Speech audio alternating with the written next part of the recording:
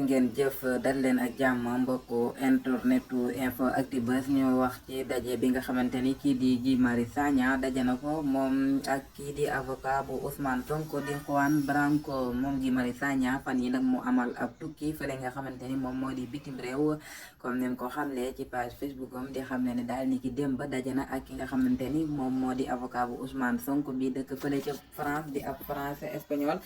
tey dëkk fële ca France mu daje ak moom ci cabinet bi nga xamante ni fa lay amale ay métier yëngu-yëngu avocat moom kii di Juan Branco. ci fàttali nag moom Juan Branco nekk avocat wu Sénégal boo xamante ni daal bi nga xam nekk avocat wu Ousmane Sonko bokk bu am ay jafe-jafe fii ci réewum Sénégal ginnaaw bi nga xamante ni projet Mame Mbaye Niang ak Ousmane Sonko waroon naa am moom kii di Juan Branco ginnaaw bi mu ñëwee ba ci aéroport de Blaise Diagne fële ca Diamniadio ci le ministre de l'Intérieur jël ab dogal ñu dal di koy delloowaat ba jot amal maanaam jot am li nga xamante ni mooy li ko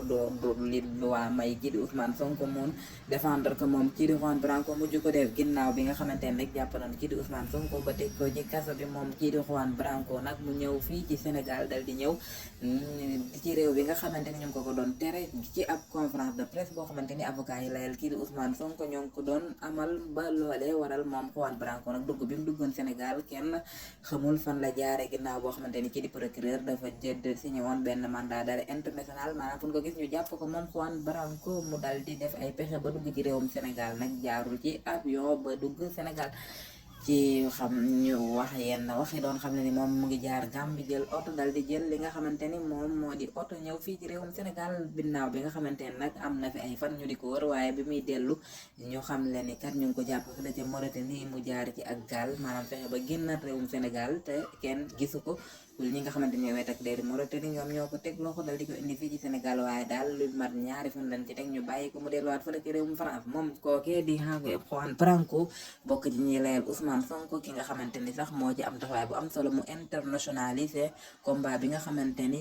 lii di parti bi di Pastef ak ànd Ousmane Sonko ñu ngi koy amal jàmmarloo ak nguur gi nga xamante ni ñoom ñoo fi nekk. moom Guy Marius Sagna mu posté sànq daal ni dajana ak ki nga xamante ni moom moo di Juan Branco ci fi nga xamante ni moo di Paris ci cabinet d'avocat moom kii di Juan Branco moom ki nga xamante ni mooy Guy Marius Sagna mu dem di chuter daal ni li nga xamante ni moom la ñuy combat jusqu'au bout mooy fexe ba